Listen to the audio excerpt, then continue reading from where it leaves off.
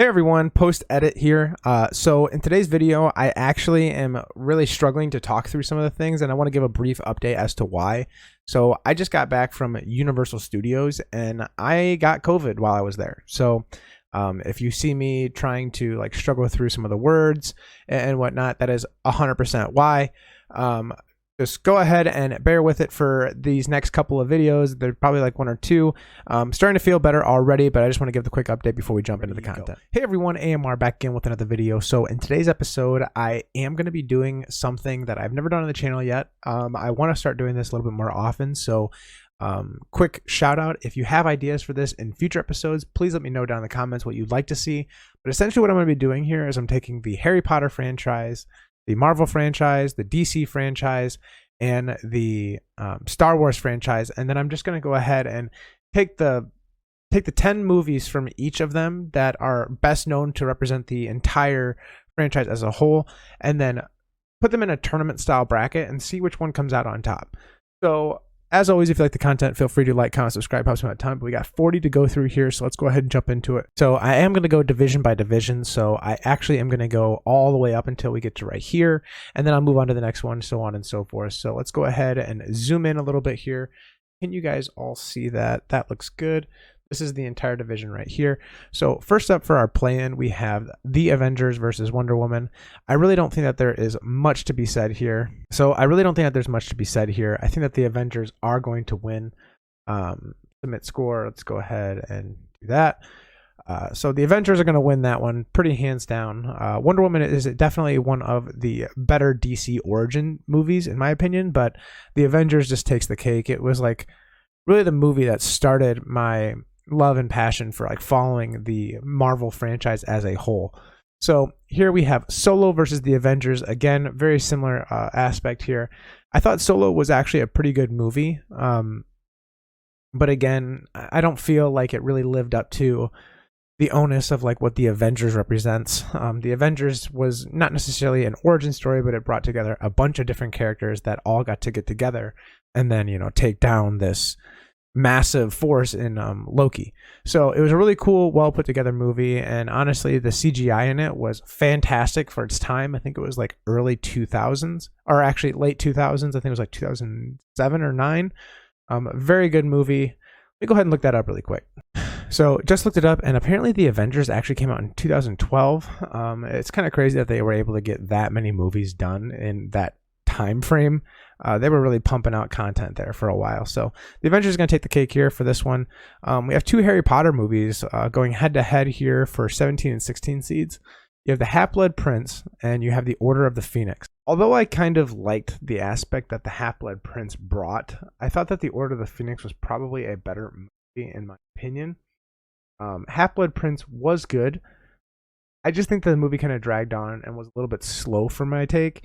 Order of the Phoenix was a little bit better. It has that one new she's the head of the ministry or whatever. She takes over and she starts enacting all these rules and stuff. Dumbledore is basically going on hiatus, trying to hide away because people are trying to hunt him down and take him into custody. So but the movie was actually really good, but I definitely don't think that Half-Blood Prince was quite as good as Order of Phoenix. So next up you have Man of Steel versus Wonder Woman 1984. Man of Steel is going to take it for me. 1984 kind of sucked, in my opinion. The movie was not very good. I think that this is the one where it's got the guy who plays the Mandalorian as one of the lead roles in it. And then you also have Kristen Wiig, who is going to be the villain. Movie as a whole was okay. Definitely wasn't anywhere near as good as Man of Steel. So for that reason alone, I'm just going to go ahead and move on with Man of Steel. Next up, you have The Dark Knight versus Empire Strikes Back. Wow. That is a bit of a juggernaut matchup right there. You basically have the best Star Wars movie versus the best DC movie ever made. So this one just hits different. It's really going to come down to preference at that point, but I really think that The Dark Knight is one of those movies that it's more than just an iconic film. The plot, the acting, the overall premise and ominous feel, the message, everything that goes into The Dark Knight was spectacular. Empire Strikes Back was fantastic. You know, it's the 5th Star Wars movie in the episode order, but it's also the second one that ever came out. Very good movie. It has like the greatest reveal in cinematic history, but I just don't think that it can really even hold its.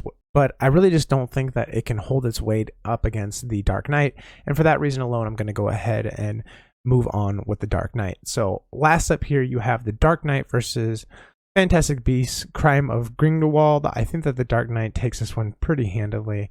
Again, I think that The Dark Knight's probably going to make its way all the way up until the very end. So here we have the Avengers versus the Order of the Phoenix. Without a doubt, the Avengers takes the cake there. Same thing here goes for the Dark Knight. And then you basically have two very, very good movies going against one another. You have the Avengers versus the Dark Knight. So I feel as if it was going to be Empire Strikes Back versus Avengers. I feel like Empire Strikes Back might have won that battle. And for that reason alone, I think I have to put the Dark Knight ahead. I think The Dark Knight is a better movie in general, but we have The Dark Knight moving on to the semifinals.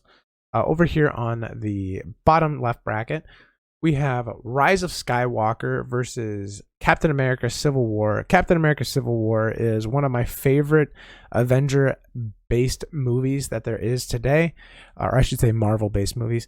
Civil War's got everything. I mean, it's basically taking the entire superhero company of all the Marvel characters and then turning them on each other. Like, you have them going for what is right and the other ones that are fighting for what they think is right. And so I think that Captain America Civil War also has an awesome little reveal towards the end of the movie, having to do with Bucky and Iron Man. I thought that was fantastic. I thought the fight scene was awesome at the airport. And overall, in general, it introduces you to the Black Panther. I thought that was really cool as well. I definitely didn't have many expectations going into a Captain America movie, because Captain America movies tend to be kind of slow in my opinion, but Civil War was fantastic. Next up, you got Sorcerer's Stone versus Spider-Man No Way Home. So you have the first Harry Potter versus Spider-Man No Way Home. I think I'm going to take Spider-Man No Way Home here. Hear me out on this one. No Way Home is the most recent Spider-Man that just came out, and it is fantastic. You basically have Peter Parker, who has to make a very mature decision for how old he is. I'm not going to reveal anything or any spoilers, but the overall plot line was fantastic. It left the door open for the multiverse, which was very cool. And then also you have, death, you have friendships being melded, you have friendships being dissolved. It really did not disappoint whatsoever. And I feel like that right there might be the probably second or third best Marvel-based movie of all time. It is very, very good. The fight scenes are fantastic. I liked how they got all of the Spider-Mans back together. By all the Spider-Mans, of course, I mean Tobey Maguire and Andrew Garfield, alongside of Tom Holland. So I think that they did a fantastic job on that one. Sorcerer's Stone, it really sucks to see it go out so early, because I really did like the movie. It was the start of a franchise, and it holds a special place in my heart. But the Spider-Man No Way Home really kind of just hit the nail on the head, and it was awesome. So Revenge of the Sith against Civil War. Revenge of the Sith is by far the best Star Wars movie in my opinion. So Revenge of the Sith is essentially the movie where you get to see Anakin Skywalker turn to the dark side. And you have Emperor Palpatine turning into, or being revealed as the Sith Lord. You have the Jedi being dissolved, and you have the rebellion being formed versus the Empire. It is just such a damn good movie. The fight scene between Anakin and Obi-Wan is iconic, and I've definitely had plans to go somewhere. The movie came on, and then I just watched the movie and forgot about my plans. That is how good Revenge of the Sith is, in my opinion. So next up, you have Suicide Squad versus Clone Wars. I thought Suicide was good, but Clone Wars is definitely better. you get to see Anakin take a huge developmental step to where he was once a little kid in Phantom Menace, into now he's like a grown teenager / young adult. And Padme is like, "Ooh, Anakin, you kind of just grown up now, huh?" And it is kind of cool to see his character development. You start to see that angst and resentment that he's getting towards the Jedi Council. And it's going to be a battle here with the Clone Wars and the Revenge of the Sith. I already know which one's going to end up moving forward. So for our next set of movies here, we have Captain Marvel versus Spider-Man Homecoming.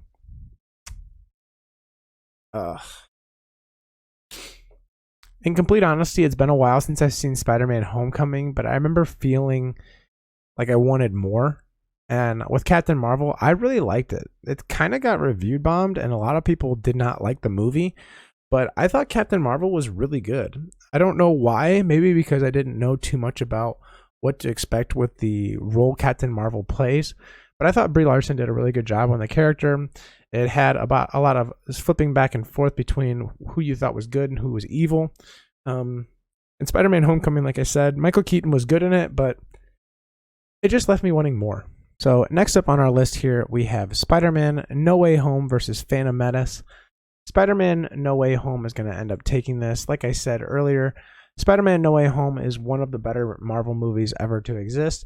Phantom Menace is widely known as one of the worser or less good, I guess you could say, Star Wars movies out there. It does have a really cool apprentice in Darth Maul, and you do have Liam Neeson, but I just think Jar Jar Binks plays a little bit too much of a lead role in the movie, giving it kind of a lackluster feel.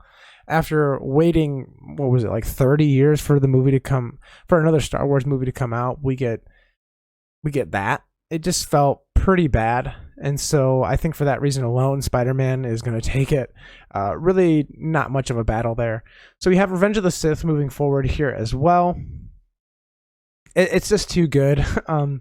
Revenge of the Sith, I think it's gonna be tough to dethrone that in this division, because Revenge of the Sith just holds like a very true and dear place in my heart. You have Spider-Man No Way Home moving forward as well. And now you come down to two very different movies, but very, very instrumental in how their franchises play out. You have a door being opened up for how you want to continue with the Marvel series in the multiverse here, and then you have Anakin turning to the dark side and really becoming that Darth Vader that we know and love, or hate, if you will. And so it really isn't much of a question in my eyes. I think Revenge of the Sith has to move on forward here. Spider-Man No Way Home is good, but Revenge of the Sith was different. It was really good. And so for our left-hand side of the bracket, you have The Dark Knight facing off against Revenge of the Sith. Very, very good movies. I'm really glad with the way that this played out. All right, so for our right-hand side over here, we have Spider-Man Far From Home versus Fantastic Beasts. Spider-Man Far From Home is hands down way better, not just because there is Jake Gyllenhaal being Mysterio, and for those that don't know, in my Rocket League career, I used to actually be known as Mysterio, so I have a little true and dear sentimental value with that household name in there. But I thought the movie was really good. The fact that they were instilling like modern day technology with the drones in the movie, I thought it was really good, and awesome to see Spider-Man's character development, especially being from that Homecoming to now he is trying to like live his life as this undercover superhero, but yet his friends know about it and they have to be kind of hush hush. Really good. Fantastic Beasts, I didn't really care for. Fantastic Beasts in my eyes was kind of like J.K. Rowling's saving grace to try and continue down this path of glory on the Harry Potter franchise, rather than just like leaving on top with Deathly Hallows Part 2. They tried to create this new branch called Fantastic Beasts. It's very, very slow. It's very dry, and I honestly feel like it's doing more harm to the franchise than good at this point. Next up, you have Deathly Hallows Part 2 versus Return of the Jedi. Easily Deathly Hallows Part 2. Return of the Jedi is probably the worst Star Wars movie ever made.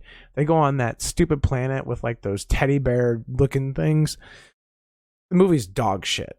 So bad. So bad. I'm not even going to talk about it. But Deathly Hallows is very good. That's where you get to see, Harry Potter defeating Voldemort.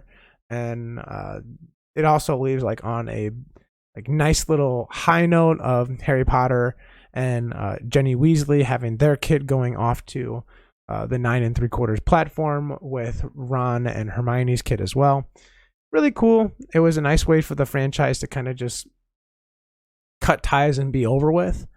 I thought that the movie was really well done. It had no point in the movie felt like it was dragging on, which is always kind of a concern when you deal with these franchise-based movies that have 4, 5, 6, 7 movies in total.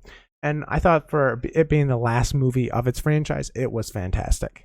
So here on the top part, you have Batman Begins versus Far From Home. Far From Home is going to take it for me. Batman Begins was good. Again, you have another Liam Neeson movie with Christian Bale. I thought Batman Begins was okay. It definitely is nowhere near as good as The Dark Knight. And Far From Home, like I said, it's a pretty good movie. It has a very different take on Spider-Man as a whole, and I thought that Tom Holland kind of nails the role. So next up, you have Batman Forever versus Goblet of Fire. So this is a pretty tough one for me. I really liked Batman Forever. In case you didn't know, this is the one with Jim Carrey in it. I believe it has Tommy Lee Jones as the Two-Face. You got Michael Keaton as the Batman. Just a bunch of different types of characters being all jammed into the same movie. Very good. And Goblet of Fire, in my opinion, is probably the best Harry Potter out there. I really liked the game aspect to it. I think Harry Potter Goblet of Fire is going to take it for me.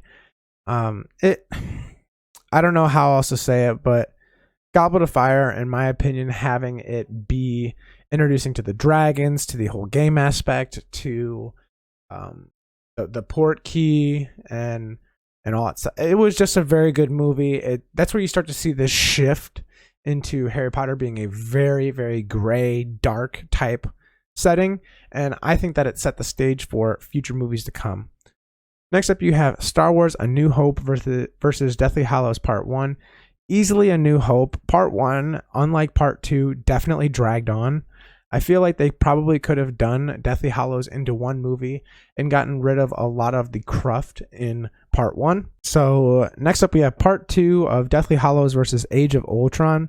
I'm going to go ahead and do Part 2 solely because, like I said, it is the end of a franchise. It was a very well put together movie. Age of Ultron gets a lot of hate for whatever reason. I like Age of Ultron, honestly. I think that it is a very good movie in terms of how the other movies in the Marvel series. It's better than all the Thor movies. It's better than Incredible Hulk. It's better than Captain Marvel. I think it got a lot of flack because it's given that Avengers and then Age of Ultron. It's not just Age of Ultron. So a lot of people had a lot of weight carried with Avengers being in the title, and I think that it didn't live up to the expectation of whatever that they had set. So here we have Spider-Man Far From Home versus Goblet of Fire. I'm going to put Goblet of Fire ahead of Far From Home. Although I really like the Spider-Man movie Far From Home, I think Goblet of Fire was just a little bit better. It took a step in the right direction for me. And then you also get to see a little bit in that movie Hermione and Ron's relationship. It's kind of like foreshadowing that they will end up together. It's very well put together. Next up, you have Star Wars A New Hope versus Deathly Hallows Part 2. Okay, so the way that I'm going to decide between these two, if I had 2 hours to watch a movie, which one would I watch? Would I watch this one or would I watch this one? I think I watch A New Hope. I think that it's good. I mean, I really do. It came out in like 1970 something, and for its time, it was definitely ahead of its time. You're on Tatooine. You got Uncle Owen with Luke Skywalker. I don't know. It holds like a special place in my heart, being the first of the Star Wars franchise. And then you have Star Wars A New Hope versus Goblet of Fire. This is a tough one. Do I do Goblet of Fire? Do I do A New Hope? I think I do Goblet of Fire here. You can hate me if you want, but I really do. Like, that's how good Goblet of Fire is to me. I like the dragons in it. I like the aspect of, like I said, the kind of battle royale format.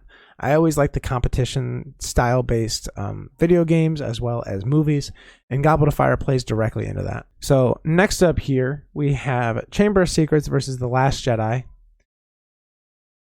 The Last Jedi was good. You're kind of on that planet that has like the red salt on the ground. And then you have Chamber of Secrets. Chamber of Secrets is actually pretty good. That's the one where they go into the dark forest and you have like the giant spiders that are chasing them.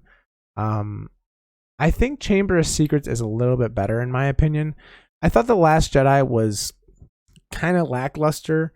You had Snoke being killed by Kylo Ren, which was kind of the coolest part of the entire movie. It kind of dragged on a little bit though. And General Hawk, I think that he has a very developmental role in that movie. You start to see why he starts to hate Kylo Ren so much, but as a whole, I just don't think that it exceeded my expectations, and Chamber of Secrets definitely did that for me, so it's going to go ahead and move on. Next up, you have Black Panther versus Infinity War. Infinity War is going to take it. No offense to Black Panther. I thought Black Panther was a phenomenal movie, but Infinity War, I remember leaving the movie theater on both, and Infinity War, I was like, I cannot wait until Endgame comes out, because Infinity War left me having so many questions. It was an absolute banger of a movie. Black Panther was very good, don't get me wrong, but Infinity War just left you wanting so much more. So next up here, you have Star Wars The Force Awakens versus Chamber of Secrets. I think The Force Awakens is a little better in my opinion. You start to see a new take on the Star Wars franchise. You get introduced to a bunch of new characters, as well as them tying into some of the older characters, such as Han Solo and Princess Leia. So I thought it was really well done, and I'm really glad that they were able to retain some of the original cast as well. Next up, you have Iron Man 3 versus Prisoner of Azkaban. So next up, you have Iron Man 3 versus Harry Potter, Prisoner of Azkaban. Both of these movies kind of sucked in my opinion. I think Iron Man 3, if I'm not mistaken, is the one where they have like that regrowth type thing. The only cool thing about that entire movie was the Iron Man 3 was the fact that Potts ended up becoming one of like the heroes in the movie. I thought it was really cool. Prisoner of Azkaban definitely kind of dragged on. I didn't like it. I'm going to go ahead and move on to Iron Man 3. So next up you have Justice League versus Avengers Endgame. Avengers Endgame easily. Like Avengers Endgame is so sentimental. It's the end of the Marvel franchise-ish kind of thing. I remember leaving the theater and like wanting to cry after Endgame because it was so good, and the fight scene lasts like 30 minutes. You get to see an end to an era, and for that reason alone, it has to move on. Next up, you have Infinity War versus Batman versus Superman. Easily Infinity War. I think that Batman versus Superman was a decent movie. I'd probably give it like a 6 out of 10. I'll tell you what, I remember a whole lot more from Infinity War than I do from Batman versus Superman. And Infinity War, like I said, left me wanting so much more leaving the movie theater. And I think that, we're going to have to go with Endgame. Infinity War is basically part 1 to the Endgame. And Infinity War was good, but Endgame was just vastly superior. Next, you have The Force Awakens moving on. I really don't think that this was much of a contest between these two. And then obviously I think that Endgame is also going to move on here as well. Rounding us out now, we have our semifinals with the Goblet of Fire versus Endgame and The Dark Knight versus Revenge of the Sith. So since we're already on the right hand side, let's go ahead and just finish this one out. I think Avengers Endgame was better than Goblet of Fire. It is very close in terms of, like, you're taking basically the best Harry Potter movie versus the best Marvel movie. It it's so damn good. I definitely did not plan this, by the way. You have DC, Harry Potter, Star Wars, and Marvel. Definitely didn't plan that, but it is kind of cool to see that all play out as well.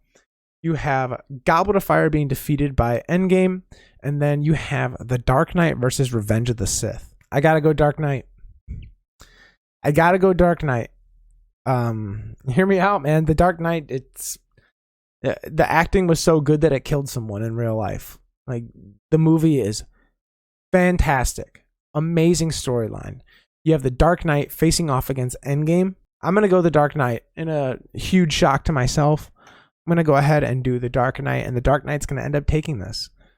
So that's going to be it for this video. As always, be sure to like, comment, subscribe. Helps me out a ton.